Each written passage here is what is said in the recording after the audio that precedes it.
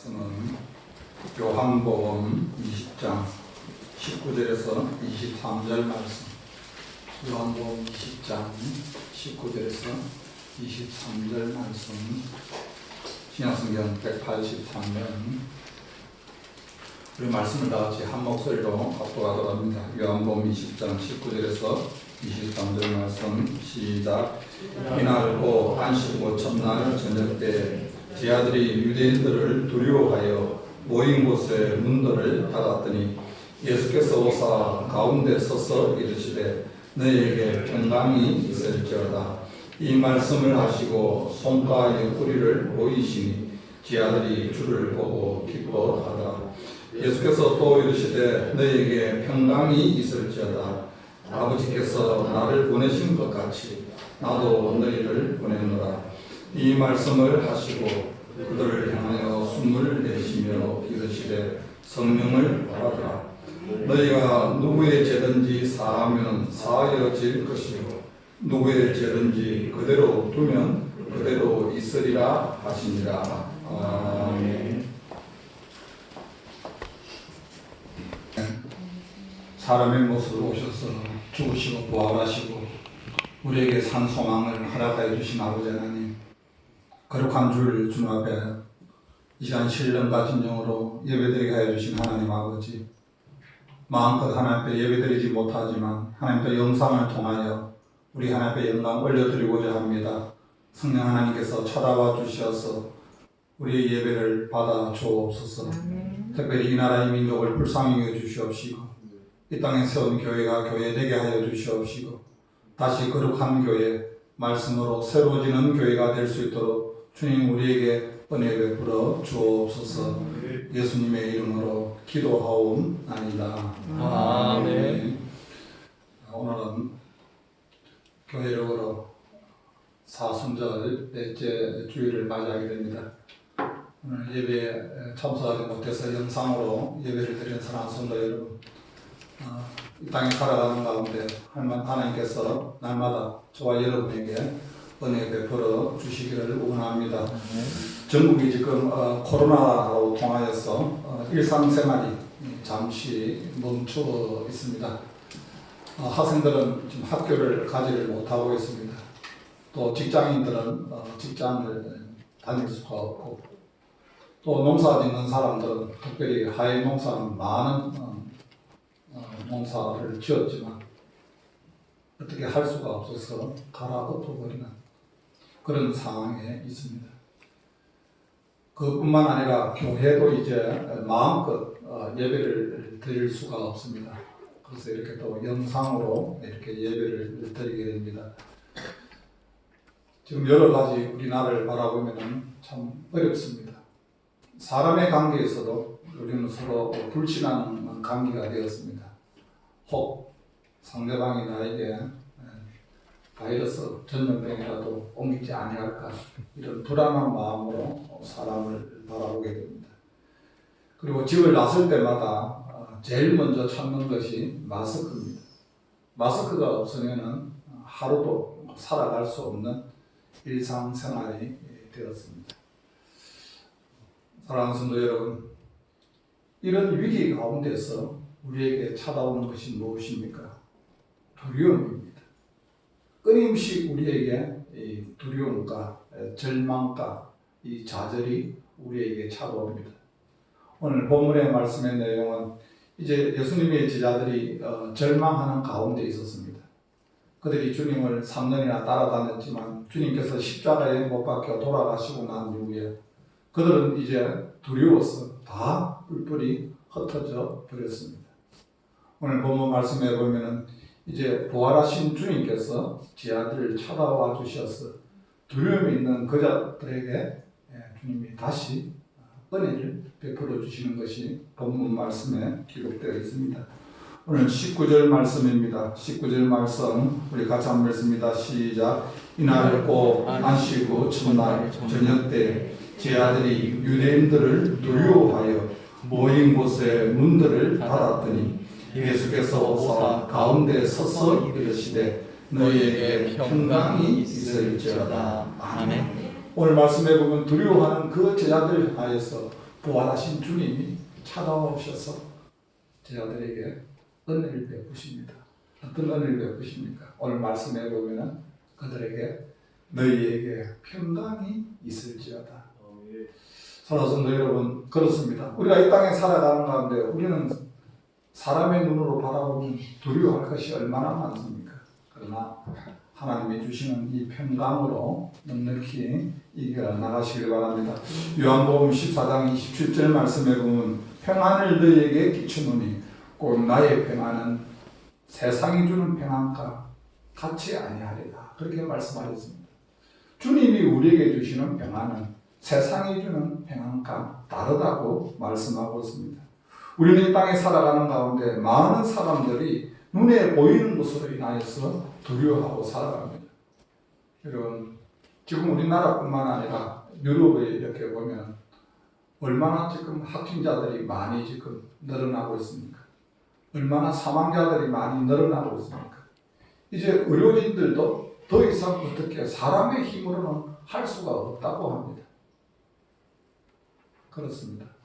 이런 상황 가운데 우리에게 끊임없이 찾아오는 것은 두려움입니다. 이런 두려움 가운데 있지만 오늘 사랑하는 여러분, 우리가 예배 가운데 하나님께서 저와 여러분에게 평강의 은혜를 허락해 주실 줄로 믿습니다. 아멘. 많은 사람들이 집에만 있으면 편안하다고 생각해서 집에 나가지 아니하니까 많은 스트레스와 우울증과 심리적으로 더 불안하다고 말하고 있습니다. 그렇습니다. 우리는 이런 위기 가운데서도 주님이 주시는 그 평강으로 이 넉넉히 이것을 이겨나갈 수 있기를 주님의 이름으로 간절히 소원합니다. 두 번째, 두려움 가운데서 주님께서 주시는 은혜는 무엇입니까? 주님이 약속하신 성령을 우리에게 허락하여 주신다고 말씀하고 있습니다. 오늘 말씀해 보면은 22절 말씀입니다. 22절 말씀 우리 같이 한번 말씀입니다. 시작. 이 말씀을 하시고 그들을 닮아사 숨을 내쉬며 이르시되 성령을 받으라. 아멘. 여러분, 그렇습니다. 우리가 이 땅에 살아가는 가운데 비록 시편 23편에 보면은 시편 기자의 고백처럼 사망의 음침한 골짜기로 다닐지라도 해를 두려워하지 않을 것은 주께서 나와 함께 하신다. 우리가 이 땅에 살아가는 가운데 어떤 두려움이 있어도 우리가 두려워하지 않는 것은 누군가가 나와 함께 하는데 그분은 바로 성령 하나님인 줄로 믿습니다. 그렇습니다. 이 성령 하나님은 우리를 위해서 연약함을 도우십니다. 성령은 우리의 연약함을 아신다고 말씀하고 있습니다. 우리가 기도할 바를 알지 못하나 성령이 말할 수 없는 탄식으로 우리를 위하여 친히 간구하신다고 말씀하고 있습니다. 여러분, 우리가 두려우면 어떻게 해야 할지를 알 수가 없습니다. 그러나 그 가운데 주님이 주시는 이 성령이 우리 속에 계실 때 이 성령이 우리의 연약함을 도우신다고 말씀하고 있습니다. 좌절 가운데 있습니까? 힘든 가운데 있습니까? 내 속에 있는 성령님의 도우심을 구할 수 있는 그런 은혜가 저와 여러분에게 있기를 주님의 이름으로 간절히 소원합니다. 요한복음 14장 말씀에 보면은 그 성령께서는 우리를 끊임없이 우리를 도우시고 또 성령 하나님은 우리의 삶을 인도하여 주신다고 말씀하고 있습니다. 성령은 우리의 삶을 생각나게 하시고 성령은 우리의 삶을 깨닫게 하십니다. 여러분, 그렇습니다. 우리가 하나님 앞에 기도할 때 내 속에 있는 성령은 우리를 깨닫게 하십니다. 내 속에 있는 성령은 우리의 삶을 가르쳐주고 있습니다. 이럴 때 내가 어떻게 해야 된다는 것을 우리에게 가르쳐 주신다는 겁니다. 그렇습니다. 우리가 땅에 살아가는 가운데 지금 여러 가지 위기 가운데 있습니다. 여러분, 그러나 낙심하지 마시길 바랍니다. 좌절하지 마시길 바랍니다. 내 속에 있는 성령께서 나를 깨닫게 하시고 생각나게 하시고 요한복음 14장 18절 말씀에 보면 내가 너희를 고아와 같이 버려두지 아니하리라. 아멘이십니까? 아멘. 그렇습니다. 우리는 혼자라고 생각하면 끊임없이 우리에게 두려움이 찾아옵니다. 그러나 세상 끝날까지 내가 너희와 함께 함이라고 약속하셨던 그 주님이 우리와 함께 하실 때 우리는 이 두려움을 넉넉히 이겨 나가는 줄로 믿습니다. 아멘. 마지막으로 오늘 말씀해 보면 두려움 가운데서도 끊임없이 성도가 감당해야 될 것이 있습니다. 무엇입니까? 이것이 바로 사명입니다. 오늘 21절 말씀 우리 같이 한번 읽습니다. 21절 말씀 같이 시작. 예수께서 또 이르시되 너희에게 평강이 있을지어다. 아버지께서 나를 보내신 것 같이 나도 너희를 보내노라. 부활하신 주님께서 그 두려워하는 제자들을 향하여서 그들에게 다시 한번 사명을 허락하십니다. 하나님께서 나를 너희에게 보낸 것처럼 나도 너희를 보낸다. 여러분, 우리는 이 땅에서 예수님을 믿는다는 것은 사명자로 사는 겁니다. 예수님을 믿는다는 것은 내가 비전의 사람으로 내가 살아갑니다. 많은 사람들이 살아가는 가운데 어떻게 하면 이 세상에서 오래 살 수 있을까 그렇게 생각합니다. 여러분, 몇 년 전에 율병이란 말이 있지 않습니까? 몸에 좋은 거 있으면 그거 다 찾아서 여러분 그거 먹습니다. 근데 정말 여러분 중요한 것은 이 땅에서 얼마나 오래 살았는가 여러분 중요합니다. 오래 사는 거 중요합니다. 그러나 더 중요한 것이 뭡니까? 이 땅에서 내가 어떻게 살았는가. 하나님 앞에 내가 오래 살았는 것, 이거 주님 앞에 나아가서 우리가 자랑할 것이 아니라 주님 앞에 섰을 때 우리가 이 땅에서 어떻게 살았느냐는 것이 더 중요하다. 여러분, 사명자는 죽지 않는다는 말이 있습니다. 왜 그렇습니까? 맡겨주신 사명을 감당하기 위해서는 그 사명을 끝까지 감당하기 위해서는 주님 앞에 갈 수가 없습니다. 그러나 우리가 때가 되면 주님 앞에 가게 됩니다. 내 사명이 다 끝나게 되면은 우리는 주님 앞에 갈 수밖에 없습니다. 저와 여러분에게 주님께서 주신 마지막 사명이 있습니다. 무엇입니까? 마태복음 28장에 보면 땅 끝까지 이르러 내 증인이 되리라. 아멘. 여러분 그렇습니다. 우리가 이 땅에 살아가는 가운데 내 삶을 언제까지 사는 것보다 더 중요한 것은 내가 이 땅에 사는 동안에 주님이 주신 이 땅 끝까지 이르러서 주님의 정인 삶을 살아드리는 겁니다. 이것이 여러분 오늘날 예수님을 믿는 모든 사람들에게 해당되는 겁니다. 주님의 정의는 이런 무엇입니까? 생명을 살리는 겁니다. 우리는 지금 이 코로나19를 통해서 육신의 생명만 이렇게 위협을 느껴도 얼마나 여러분 많은 사람들이 움츠립니까? 그러나 우리 영혼까지 멸하는 그분을 우리는 두려워해야 되는데 하나님이 이 시대에 저와 여러분을 불러주셨습니다. 이 불러주신 이 사명자에게 주시는 또 은혜가 있습니다. 그 은혜가 무엇입니까? 오늘 말씀에 보면 23절 말씀입니다. 23절 말씀 우리 같이 한번 읽습니다. 시작. 너희가 누구의 죄든지 사하면 사하여질 것이요 누구의 죄든지 그대로 두면 그대로 있으리라 하시니라. 아멘. 여러분 사명자에게 주시는 은혜가 뭡니까? 제 사함에 선포하는 권세를 주셨다. 오늘 말씀에 보면 너희가 누구든지 죄를 사하면 사하여질 것이요 누구의 죄든지 그대로 두면 그대로 있으리라 하십니다. 여러분 예수님을 믿는 사람은 주님 앞에 용서받은 사람입니다. 내가 주님 앞에 용서받은 사람은 나도 다른 사람을 이 사명을 감당하기 위해서 어떻게 해야 됩니까? 용서해야 됩니다. 주님의 제자 베드로가 예수님께 찾아와서 그렇게 묻습니다. 예수님, 형제가 나에게 죄를 지었을 때 몇 번 용서해 줘야 됩니까? 7번쯤 용서해 주면 됩니까? 엄청나게 여러분 생각해서 그렇게 말합니다. 그러나 예수님께서는 7번 아니라 7번에 70번이라도 용서하라 그렇게 말씀하고 있습니다. 여러분 이 용서라는 것은 뭡니까? 산 정상을 올라가는 겁니다. 한 번만에 용서가 되지 않습니다. 여러분 산 정상을 한 번만에 올라갑니까?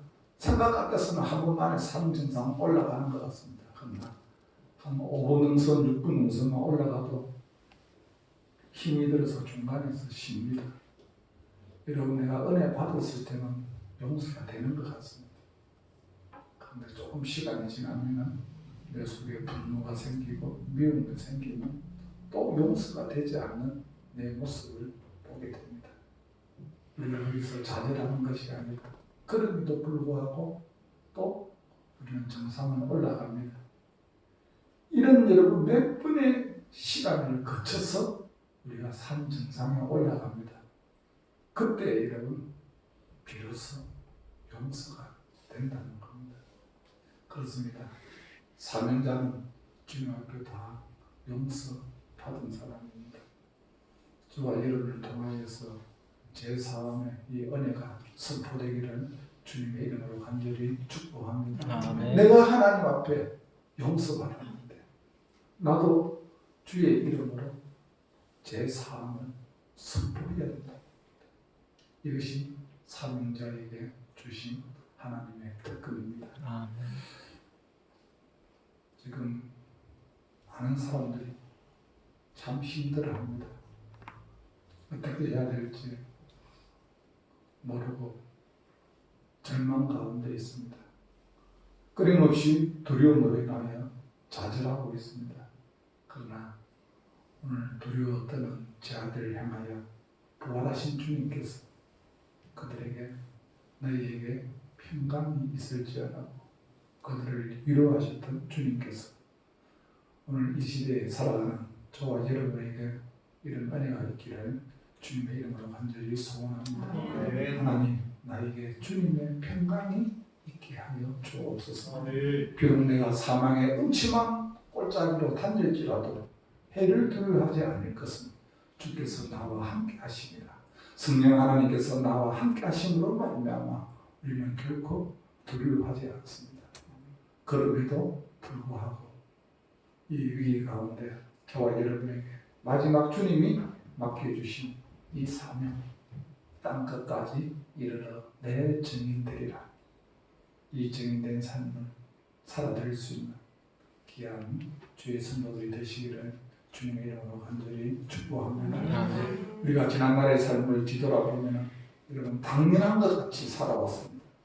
그러나 이 코로나19를 통해서 지난날의 삶을 뒤돌아보면 여러분 정말 기적 같은 삶이었습니다. 아침에 눈을 뜨고 마음껏 여러분 출근할 수 있었고 학교에 나올 수 있었고 마음껏 교회에 나와서 찬양을 드릴 수가 있었습니다. 그러나 지금은 일상생활이 그렇지 않습니다. 완전히 바뀌었습니다. 하나님께서 우리를 불쌍히 여겨주심으로 말미암아 이 코로나19가 멈춤으로 말미암아 다시 한번 저와 여러분들의 삶이 회복되고 또 예배가 회복되어서 하나님 앞에 큰 영광 올려드릴 수 있는 귀한 주의 성도들이 되시기를 주님의 이름으로 간절히 축복합니다. 아멘. 하나님 아버지 우리를 불쌍히 여겨 주옵소서. 주님 이 코로나19를 통하여 지난날의 삶을 뒤돌아볼 때 하나님 하루하루가 기적 같은 삶을 살았지만 하나님 앞에 감사하지 못하고 내 마음대로 살아온 것을 주님 앞에 고백합니다. 하나님 두려워 떠는 제 아들 향하여 부활하신 주님께서 너희에게 평강이 있을지어다 주님의 평강을 허락하여 주신 하나님 아버지 이제 성령으로 우리와 함께하여 주시고 하나님 우리에게 다시 한번 사명을 허락하여 주신 아버지 하나님 하나님께서 우리를 불쌍히 여겨주시어서 남은 인생의 삶이 하나님 앞에 복된 인생의 삶을 살아드릴 수 있는 귀한 주의 성도들이 되게 하여 주옵소서. 이곳에 교회를 세우신 아버지 하나님 교회가 교회 되게 하여 주시옵시고 하루속히 예배가 회복될 수 있도록 우리 하나님 은혜를 베풀어 주시옵소서. 아멘. 예수님의 이름으로 기도하옵나이다. 아멘.